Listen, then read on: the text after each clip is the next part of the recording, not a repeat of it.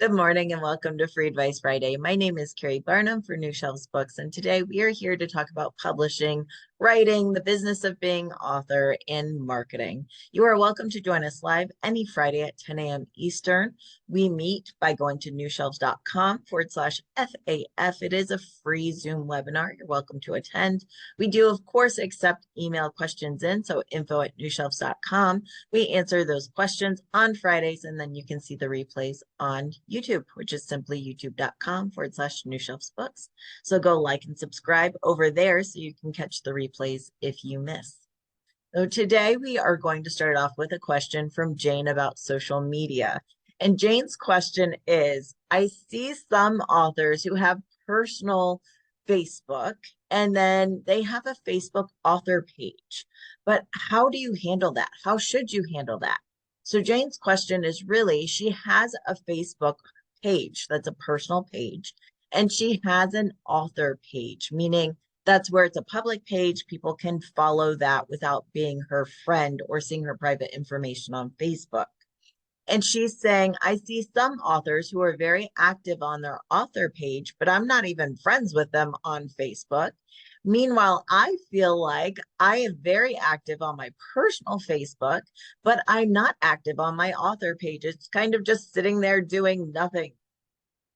And so that's a really good question. And I love, Jane, actually, that the example you gave for the author that is very active on their author page, I have to tell you, that's because I told her to be, and she's done such a good job.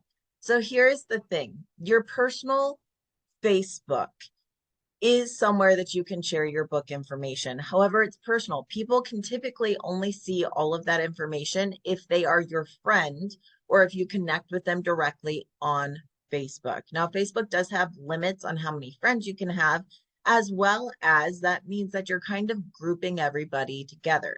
So there are a couple of reasons to have a Facebook author page. Number one is it's a public business page that anyone can see. They don't have to connect with you directly in order to see it. It's more like an open website.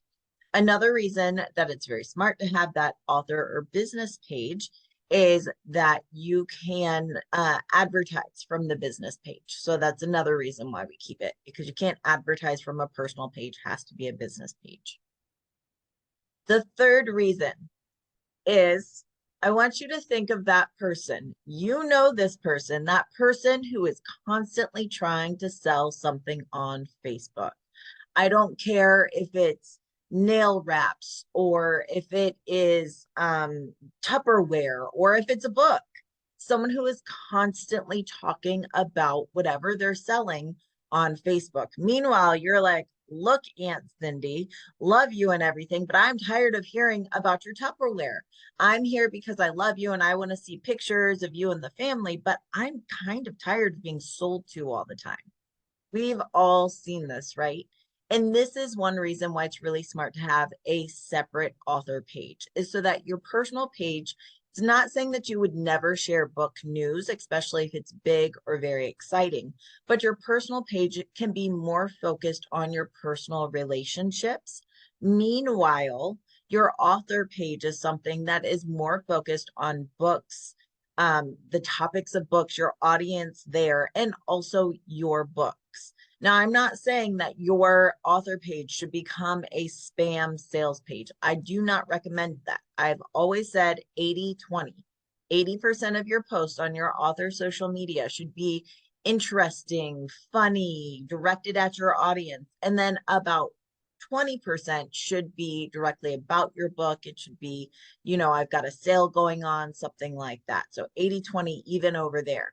But this allows you to say, hey, friends and family, on my personal page, I am an author and I know that you don't want to hear about my books 24/7. So I've got this author page over here. If you love cozy mysteries and you want to follow me over there, here's the link. I'd love to see you over there. But I do kind of separate it. That way we can just still connect over here. And then my author stuff is over here for anyone who maybe is not as into that. And then what you do is that you start sharing all of your book stuff over on the author page. Now, that is not to say that you can't post some of the same things. Maybe you see a funny meme and you post it on your personal page, and you think it's funny for your readers, so you put it on your author page. You can do that. But yeah, I'll tell you, on my personal Facebook page, I have a lot more stuff about my kids. I have personal stuff if I'm going through something sometimes, because it's a way that I connect. It's actually one of the main ways that my dad, who lives, 9 hours away, gets pictures of my kids and things like that, because we do have family actually literally all over the world. So it's an easy way for us to connect. I don't put that up on the New Shelves page. Now, I put some stuff up there, but not everything. So it's a way to kind of separate for that kind of thing. And then the other thing that you can do, if you think, oh, this is perfect for my author page or for my readership, and I think people on my personal page would like it too, or Aunt Cindy would like this, then what I recommend you do is you post it to your author page, you post it to the public page, and then you share it. You use the little share button to share over to your personal page. That way it originates on the public site that anyone can see, but then you can share it over to your personal audience with, saw this and thought it was so funny. Or maybe you got really big news. You won a big book award and your book is going to be featured in Times Square. Okay, that's really big news and that's really exciting. Share it to your author page and then share it over to your personal page and say, I don't share about all my book stuff, but this is super cool. My book's going to be in Times Square on December the 8th. I can hardly believe it. That makes sense because that's a big win that, your friends and family may want to celebrate with you. But it does, again, give some separation to where you are allowing your personal life to be your personal life. And you can still share pictures of your pets over on your author page. You can share pictures of your family or a holiday card. You're allowed to do that, but you have more control of what you're putting publicly. And it just gives some separation. Again, it allows you in your personal connections to connect personally still, if that's what you use Facebook for, and then to separate. So there are a lot of people actually who do not accept friend requests from anyone in the publishing world or author community. They do not have friends, like actual connected friends on Facebook. They will say, oh, I'm so glad to connect with you. I actually do everything through my author page. I'm going to send you an invite. And they will send it there. And that again gives you some separation. Now, this does not mean that if you are actually friends with someone or friendly with someone in the author community and they just still connect with you through their author page and they haven't invited you to be a personal friend, this does not mean anything. It doesn't mean they don't like you. There are just times where it's like, no, I really do just keep this for family, or I don't even really interact on there, whatever it may be. So it's okay to have that separation. In fact, sometimes I think it can be a really good thing. And I will show you guys the difference of what it looks like. Hang on, let me share. Of course, I didn't prep my screen, so it's going to look messy, but I wanted to just show you guys the difference between being friends with someone and then a likable page. So, oh, my page is coming up. Let's say I'm trying to think of someone I'm not friends with that's an author. Let's say someone that would have one. I am blanking, absolutely blanking. If you have any bright ideas in the chat of an author, someone famous, go ahead and throw it in the chat because I can think of no complete names or how to spell them. James Patterson. I don't even know if he has a personal Facebook. I mean, I know he has to, but oh, Jane Friedman. That's a good one. Let's do Jane Friedman. I don't know if she has it under hers, but we'll see. All right, so we'll do Jane Friedman. Thank you. Now you can see that we have mutual friends. So you can see that here, when I go to Jane's name here, I have to add friend. This means I actually have to send in a request to be friends with her or to connect personally with her. Now I can see some of her public information here that she allows to be public posts, but also anything that she has as private posts, I cannot see because I'm not friends with her.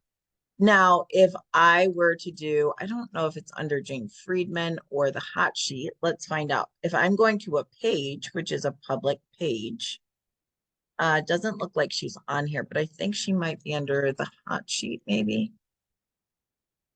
Let's see. There we go. So you can see that says digital creator. That may not even be her. She may not have a business page on Facebook. Maybe she doesn't use it. I don't know. But let's just go to, no, let's just go to this one because it'll at least show you what a page it looks like. I don't think this is Jane, just to let you know. But you can see this is the public page. I can see nothing because they haven't posted anything. But this one I can like. This one I can follow without being approved. So it's a public page. Anyone can see. I can see their information and all that good stuff. So that is the difference between a public author page and a friend page. And that is kind of the differences there. So what you're looking for is you want people to friend you that you're directly connected to, and then you want a free and open page for anyone who, you're not directly connected to. Again, same idea. This one, James Patterson's page, this is a like page. This is his public page where I can see all his bookish stuff. Notice it's pretty book focused. We're not necessarily seeing grandkid pictures or anything like that. I don't know if he posts that personally. I'm not that close to him, but you just never know. So that's the difference, and that's what we're looking for. And that's the reasons why it matters whether or not you have a public page or a private page and how to use it. Those are good suggestions, Annie. Let's see. So hopefully that makes a little bit more sense about how to use it, why to use it. And I will say, what happens to a page when you die? That is a good question.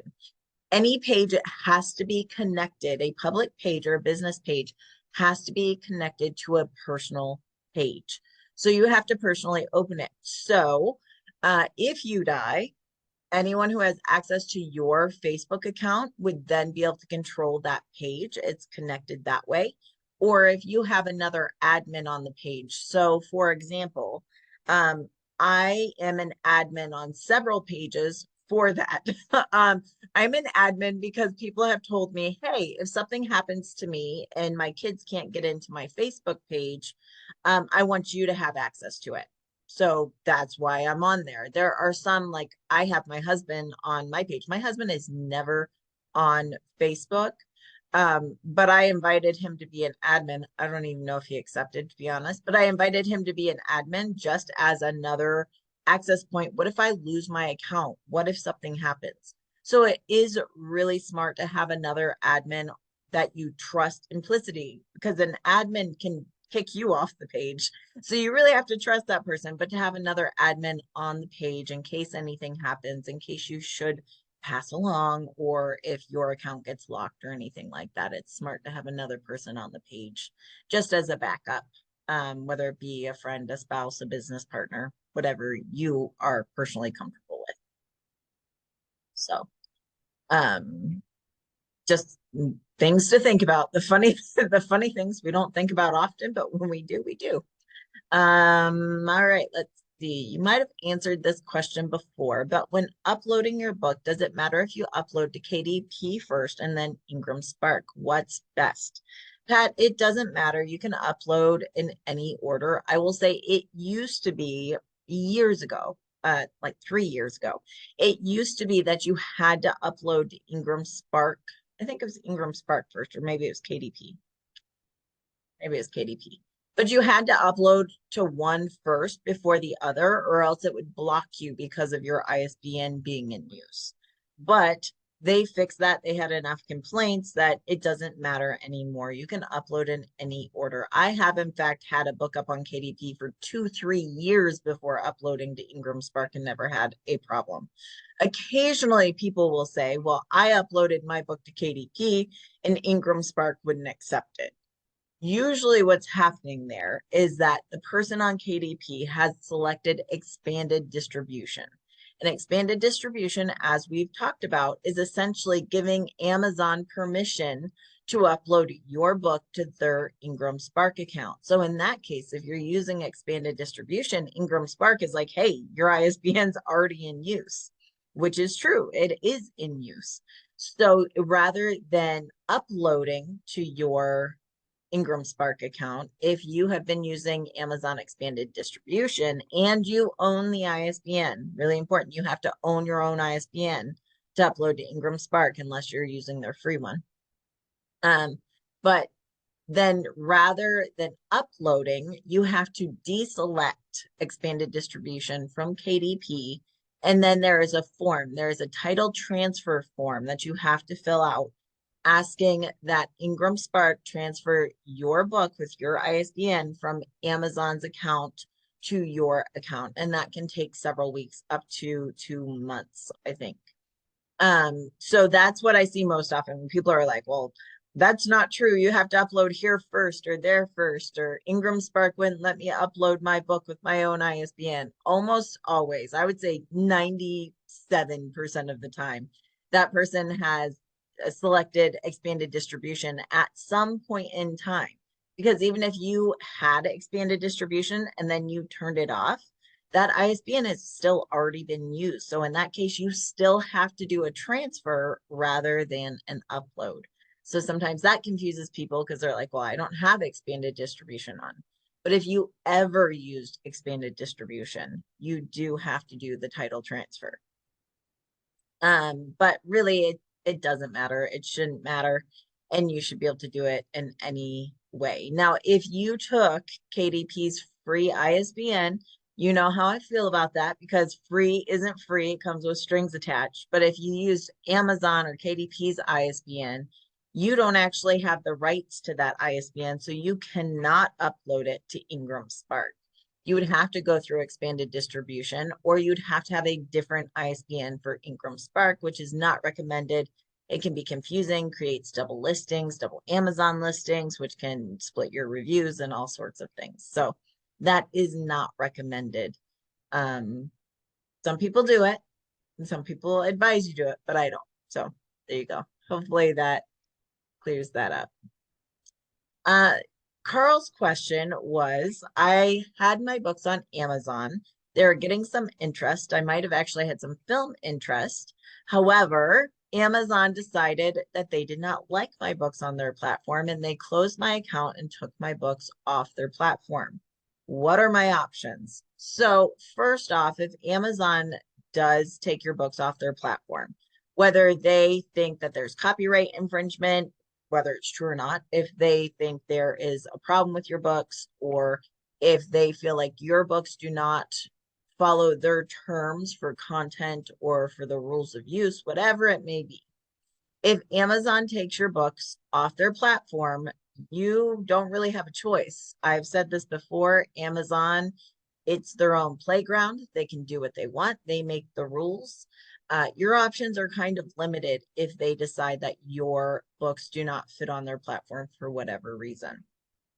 So if this happens, if you indeed get your books taken off Amazon, what are your options? Well, you can try a couple of things. You can go to Ingram Spark with your print books and upload to Ingram Spark so your book can be distributed wide.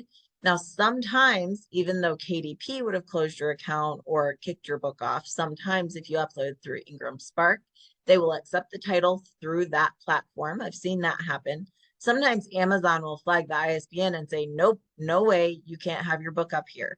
But Ingram Spark, as long as you're within their terms, they can still get your book in a ton of retailers, bookshop.org, barnesandnoble.com, booksmillion.com, you know, it runs the gamut. So that may be an option for your print book. And you can also go wide with your ebook. You can use something like Draft to Digital to upload your ebook. You can use Ingram Spark for your ebook. You can go direct to retailers. But I think the important part is really figuring out what the issue was with KDP. Sometimes, I will tell you, sometimes it's a fluke. It shouldn't have happened. A bot got you and you're just not getting anywhere. I've seen this happen where legitimate authors who have legitimate works were just kicked off KDP and there's nothing they can do about it. If that's the case, go to the other platforms. Now, if there is content in your book that is against terms on KDP, chances are it's probably against terms on other platforms. If there is a copyright issue, if let's see, if there is a problem with your cover, maybe the content inside is fine, but someone's claimed copyright on a photo or something on your cover, that can get you taken down. And that's going to stand pretty much anywhere.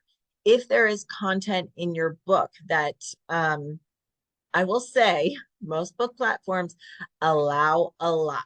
They let a lot go as far as literally everything. Controversial topics, sex, language, violence, they allow a lot. So let's put that out there. If your book is still outside of those terms, then it's probably going to be outside the terms on most places, on most outlets. So if that's the case, or if it's the case of you're just having problems, I don't know, or you want to do this in addition to going wide with like Ingram Spark or Amazon, your option would be to sell direct. And we did talk about direct sales the other week. I think it was 2 weeks ago. We talked about direct sales where you have the option of using something like BookFunnel to sell and deliver your digital books. So if you've got audiobooks, ebooks, you can use BookFunnel and host it on your website. Now that means you still have to drive traffic to your website for sales. For print books, you can also sell direct. You can have a bunch of copies printed, keep them at your house, and you could sell them as they're being ordered. Now that approach, especially with print books, takes a commitment. So you better be darn sure that you think that even though there's been an issue on some sales platforms with your book, you better be darn sure that there is true interest in your book and you think the sales will come through. And then you have to have a marketing plan for how you're going to drive traffic to your books. Now, if it is being made into a film or something like that, that might create some organic searches and things like that, but you would still have to do quite a bit to make sure your platform is optimized with SEO, that your checkout system is easy and available.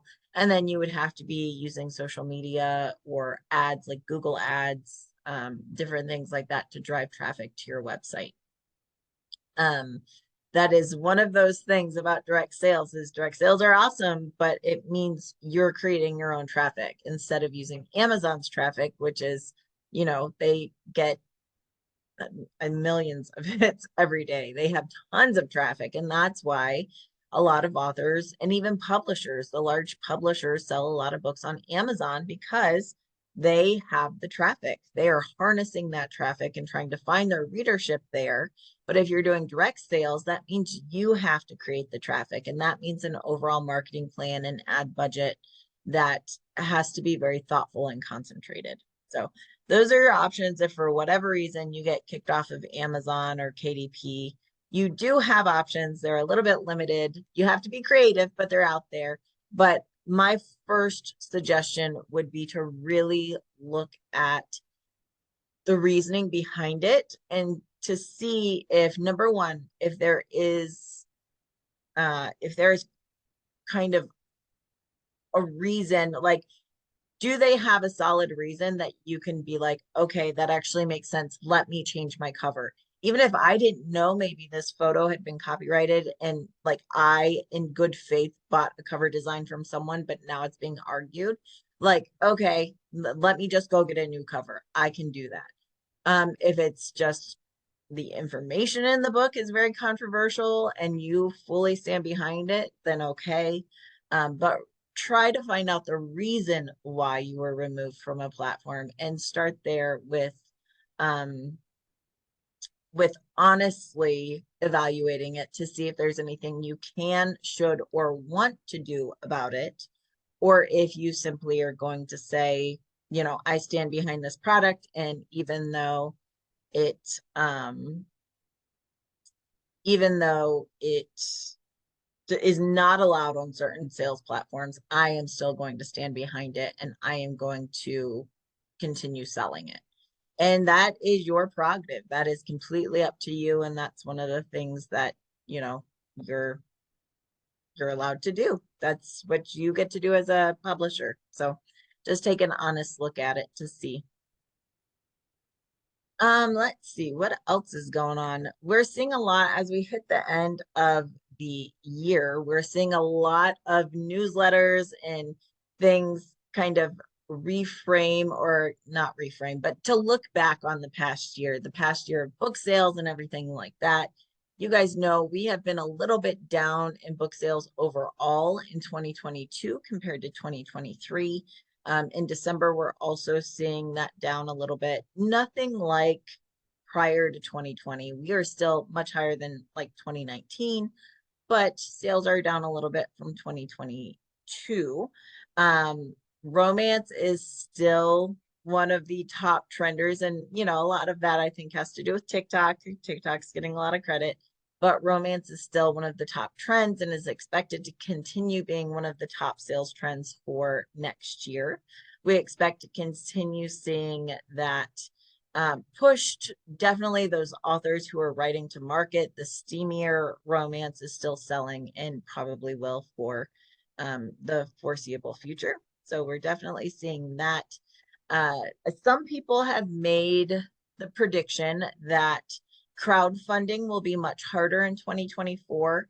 Crowdfunding kind of in 2022 and 2023 for special editions and things was very popular, especially after Brandon Sanderson, made the most money ever on a crowdfunding campaign. But it's become so popular that some people are predicting that people are kind of overwhelmed with the crowdfunding, and that unless you have a very strong audience, you have a strong, social media mailing list, and you've already got a really big platform and you're offering them something new or special, that crowdfunding will become less popular as we head into 2024. So just something to think about if you're working on a crowdfunding campaign. Make sure that you have your audience in place for that crowdfunding. I think that's really important. Is just because you're crowdfunding and you create a campaign, you still have to, it's like finding a reader or finding an audience. You still have to find the audience for who wants your book, your swag, whatever it is, and who's willing to pay for it. So I think we'll see a little bit of that.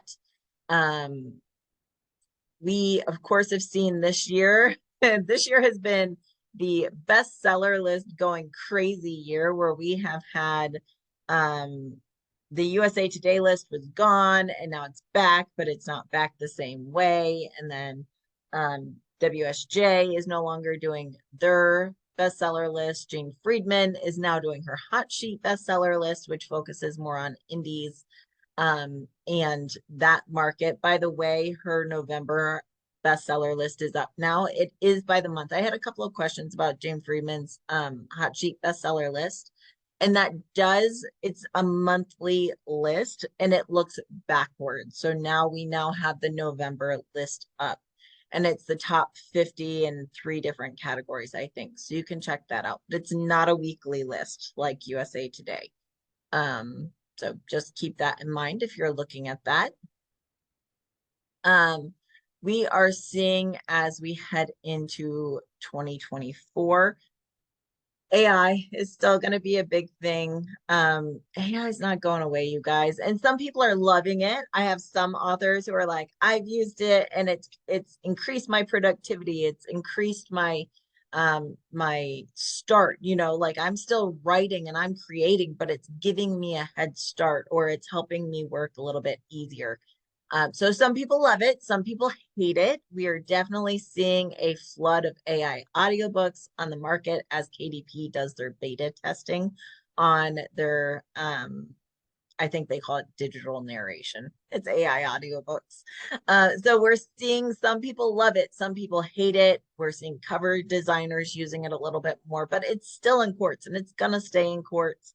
I think we will see the audiobook market. I think I mentioned this a week or two ago. I think we're going to see the audiobook market shift dramatically as a lot of AI audiobooks come out. Audiobooks will be more widely available. And I think we will see a shift where audiobooks have been growing year over year for the last several years. Like the last 5 years, audiobooks have been growing massively year over year. And I think what we'll see is that it will still grow massively in 2024. However, it's going to grow so rapidly that it will become a crowded space. So I definitely think that if you have an audiobook or you're planning an audiobook for 2024, start establishing that as soon as possible. I think some people don't mind AI narration. They just don't. And some people still really like human voices. They like what a human actor brings to the table. So I don't think that human actors are going to like lose jobs. I don't think it's going to be something that is not used anymore. But I do think that some people will go with the cheaper option of digital narration, and some readers for cheaper audiobooks will not care. So we'll see how that pans out. But I do think that if you've been working on an audiobook and you are using human narration, especially, I think getting that out on the market sooner rather than later than 2024 or in 2024 will make a big difference in establishing your platform before the market gets overwhelmed. I think, audiobooks has been like Kindle Unlimited before Kindle Unlimited was overwhelmed. Now Kindle Unlimited, it's not enough just to have a book. It's not enough to have a book on Amazon. You really have to do ads and marketing to stand out. And I think we're going to see that in the audiobook market pick up, just more and more as that kind of happens. We are also seeing, and we expect to see a lot more in 2024, a lot more film adaptations and optioning. We had this super long strike in 2023 that put a halt on a lot of film deals. Not only film deals as far as, optioning book rights for film, but we also saw this big pause in filming. And that on the heels of 2020, when a lot of filming was paused, we had a backup of projects that were being made and rights that had been bought but nothing had been done with. And so I think in some ways we saw a slowdown of that, but in 2024 it's really expected that we will see a lot of book to film deals happening, not only with the New York Times bestsellers and the big names, but also for more indie projects and different film companies. I think we'll see that a lot more. So that is one of the things to kind of keep in mind. If this has been a hope of yours, 2023 was not the best year to get your book optioned for film. However, I do think 2024 could be a great time. So if this is something you've been thinking about, talking to agents or anyone about, 2024 may be your year, which is exciting. It's full of opportunity, I think. We have seen in 2023, we have seen some companies crumble and new companies come up. One that comes to mind is Scribe Media, of course, was one that really took a hit this year. We've seen a lot of imprints close and open. And I think that's kind of just the publishing industry. I don't think that we've necessarily seen more companies close or imprints close and open than we have in past years. I mean, maybe marginally, but I think it's just now that we have so much access to information that we're hearing about it more quickly and that we are just more aware of it. So I think that is one of the things that we talk about like so much more, but I don't think it's necessarily that Yeah, I don't think it's necessarily that like people are like, oh, it's changing so fast and the CEOs are changing and the editors are changing. There is more turnover in the past, but I think also we're just more aware of it because we have these informational sources so that people are kind of just more aware of it and hearing it more. So that's my personal opinion. But I don't think it's anything to be scared of. I think the publishing industry is very strong. I think we will continue to see changes for sure, but I don't think that it's going to be, books are not going away. Books are adapting. And if authors are willing to adapt, then you will also have opportunities as we head into, what's coming up in 2024 and beyond. I think that's one of those things that there's a little doom and gloom. I was talking about someone about just the news in general, is that news is meant to be, news is written to pull emotion, to create urgency. And so we hear some of these things in the industry that just sound terrible. Just like, oh my gosh, it's publishing is over. AI is ruining it, or AI is the beginning of it. But news is meant to create that urgency and that emotion. And so I think when we're looking at different sources of information, I think it's really important that when we're looking at that kind of information that we um, look at the facts and also kind of weigh both sides. I try to do that here on Free Advice Friday and to just give some um, kind of balance there, because I do think it's very important that it's not likely that, something's always terrible or always wonderful. Sometimes that's true, but a lot of times I think it just is kind of somewhere in the middle. So that's something to keep in mind as you hear about changes in trends. When people talk about memoir is not selling at all. That's not true. Memoir is selling, but it's not selling as well as it used to. And there are certain caveats and different things like that. So I think it's balance. It's all about balance. Um, I think that's most of the trends and the things that we're hearing in the next couple of days. And yes, Christmas is in 3 days. By the way, if you have been running ads for your print books, no one's buying print books to get here in time for Christmas anymore. Even Amazon, that next day Amazon delivery, they're not coming until next week.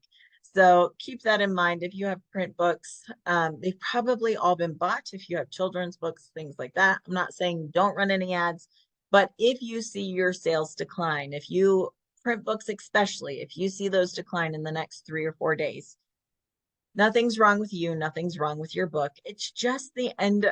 It's either been bought or they're buying locally to make sure it gets there in time. So it's not you. I've had a couple authors say that, like, my sales have tanked, and then their books are mainly in print format. It's normal.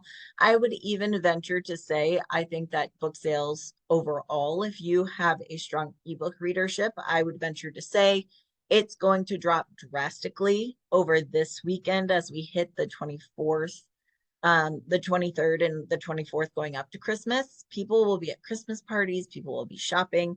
They will probably not be relaxing with a good book. Now, I will also say that it has historically, I've seen over and over again, that especially adult books that for people who are buying books for themselves, sales and page reads on Kindle Unlimited and things like that do often go up between the week between Christmas and New Year's, because a lot of people do take off for the holiday. They are taking time to read and enjoy. So definitely be aware of that. If you've got ads or things like that, keep in mind that people will be buying books. That new Kindle needs a new ebook, or I finally have time. I've been running around and I finally have time to sit down. I'm Christmas, the week of Christmas, because in New Shelves, we pretty much have always taken off the week from Christmas to New Year's. It is probably one of the only times every year that I know I will read at least one book for fun, not for work. I will sit down and I will read from start to finish at least one book. And so I know a lot of people kind of have that. And also keep in mind, that it is when a lot of people have gift cards. People who got Amazon gift cards will be buying books. People who got things like Barnes and Noble gift cards and all of that will be buying books, especially print books. I tend to see that, like I don't know what to get my 17-year-old niece. I don't know what to get her. So I'll get her a gift card to Barnes and Noble and she could go buy her own books or different things like that. So I think we're going to see a lot of that. And then as we head into the new year, I'm seeing a lot of people kind of set resolutions. I personally am not a resolution person, um, because I never keep them, let's be honest. But I really do believe in intention and goal setting. And I do think now, if you have not done it yet, now or the next week is a really great time to look at your writing, to look at your publishing, and to set goals, to have an idea of, okay, I've been writing this series. What books do I want to get out next year? What timeline should I set in goals? It's really hard to meet a goal if you don't set a goal. So setting some idea of, I've been writing, but I haven't really been writing every day. I want this book out. It's not enough to want the book out. Create a schedule for yourself. Create some goals of, I'm going to have this book written by this date, or I hope to have it published by this date. I think it's a really good time for setting up those goals and to set out what you want your year as an author or a publisher to look like, whether it be releasing books, audiobooks. Do you have sales goals? I have had authors share with me, I didn't tell anyone, but my goal was to sell 10,000 copies, by this time. Or my goal was for the next year, I wanted to double my income. Whatever it is, set those goals and then set yourself up for success by creating the plan of how you're going to meet those goals. Like I can say I want to learn French. Fantastic. My goal is to learn French. What are the steps I'm going to take to make sure I get there? Am I going to start classes? Am I going to do Duolingo? Like what is it that's going to get me there? And I think that's just as important as setting those goals. I also think like one of my big intentions for 2024 personally is I'm obsessed with this idea of buying back time. There are things in life that I can do. I'm capable of doing them. However, sometimes those things, if I do them, steal time from other things that would bring me more joy or that I could actually use working to make more money than I would spend if I paid someone to do it. So, for example, I was sharing at the beginning of our call here that I have given myself the gift this Christmas of having my entire house painted. Well, all but 2 rooms. And so, yes, I was that crazy lady who the week of Christmas decided to have a crew of people in and paint almost every room in my house. And so I said, I'm just going to do it. Now I can paint. My dad was a contractor. I spent summers and a lot of days painting. I've always painted my own house because I'm capable. And I've always thought, well, I hate to pay someone to do something I could do. But I realized that I could paint my whole house. However, it would take me a long time. And by the time I got one room done, not everything looked nice at the same time. I didn't enjoy it as much because I didn't get to enjoy it. The other thing is that how many hours would it take me to paint my entire house? And if I broke it down and I said, okay, it would take me X amount of hours to paint my entire house. If I pay someone else to do that, could I take those hours? And if I worked or if I did something else, if I wrote, would I be able to earn more income than I would be losing by paying someone else to do that? It's the same idea with business. Of course, I could do different things in my business, but would it make more sense to pay someone else 25, 30 bucks an hour to do this so I can earn 100 or 200 bucks an hour? This is an idea that, again, I am obsessed with because I've realized not only does it bring you more joy, but it allows you to level up. It allows you to do more. And as authors, I definitely think that this applies because, hey, could you do your own formatting? you could learn how to format. You could learn Vellum, you could learn Atticus. Some people even do it in Word. It's not my favorite, but you could do it. You can learn how to do it. How many hours is it going to take you? Is it going to take you 25 hours to learn how to use this program? Okay, how much is 25 hours worth to you? Let's say, I need my calculator for this. Don't laugh at me, okay? Let's say it's going to take me 25 hours to proficiently format a book. Okay, 25 hours, even if I just account for minimum wage in New York, I think is $15. So if it takes me 25 hours, minimum wage, $15, that means that it essentially, if I was paying myself minimum wage, it would cost $375. Okay, $375. Could I use that time somewhere else? Could I get it formatted then for less than $375? If so, I literally could just be working a job and be better off than if I was learning to format my own stuff and being frustrated. Now, let's say you make more than minimum wage. Can you get your book formatted for less than $375? And does your job, your other job, pay more than that? Then it makes sense to pay somebody else. Or could you be writing? How much writing could you do in 25 hours? Could you take that time to write and write a third of your next book? And if so, how much money could you earn on your next book if you're really taking your author career, you know, that way? If you are business focused with your author career, I think that not only is time is money, but also the idea of what brings you joy.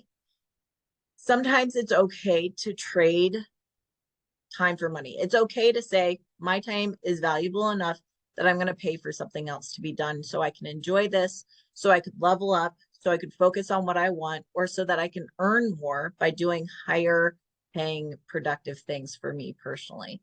And so this is a big thing for me this year that I'm really trying to focus on is trading this. But whatever your goal is, whatever you are working towards, make those goals, make those ideas, and then give yourself the map on how you hope to get there. Doesn't mean that at the end of 2024 you're gonna be like, I nailed it. I did everything. I met every deadline, and that's okay. You might not do that, but having the idea of, let me look back. What did I do? I do this with a lot of authors I work with. Look, we hope to put out 3 books this year. We didn't quite get there. But let's look at what we did do. We got 2 books out, we got 2 audiobooks recorded, and they're ready to go out in 2024. So for 2024, we can look ahead to XYZ. And it's fun to be able to look at what was accomplished, which things were hit, and also to even look back and say, hey, these 2 goals weren't met. The timing we had given ourselves, the map that we had laid out, those goals, we didn't meet this, and this. Is there anything we could have or would have done differently? Sometimes things are just out of your hands and it didn't happen. Sometimes we realize, hey, the reason why we didn't hit this goal is we didn't actually start planning 4 months ahead like we were supposed to, or we didn't reach out to the editor in enough time to make sure that they could align with that goal, or that writing goal wasn't met, whatever it is. So not only can goals push you to achieve more, but looking back on goals and looking back at the specifics that you mapped out at your target dates and times and things, looking back sometimes can show you how to be better in the year to come, or what you can improve on. Or I've had this too, going, we set some really lofty goals last year. They weren't really realistic. Let's set more realistic goals in the coming year so we're less stressed. We can feel more accomplished and we can actually get things done. So I think there is just a split there. But anyway, if you haven't yet looked forward to what you want your author and publishing and your business here in the author space or the publishing space to be next year, I encourage you to look at that, to use the next week to set some goals, some intentions, and to plan into 2024, because that way you can be more successful. So that's my 2 cents on that one. It looks like we were split for next week. So I'll tell you what, I think I'll be around next Friday. So I will do Free Advice Friday next Friday on December 29th, same time, 10 a.m. Eastern. I will, as I have said, New Shelves is closed starting end of business day today. We will be closed the 23rd through January 1st. So if you would like to join us, you certainly can for Free Advice Friday. If you send in an email, I'm not going to respond to it over the next week because I will be off because we're closed 23rd through the 1st. But if you send in an email for Free Advice Friday, I will do a quick search for those before I get on Friday and then check those. So if you have questions, go ahead and send those in, info@newshelves.com. We'll see you next Friday. For anyone who is off, enjoy your time off. I hope that you have time to be with friends and family and recharge. Have a wonderful Christmas. For those who are here next week, I'll see you then. Those who aren't, I'll see you in 2024. Bye, everybody. Thanks for being here.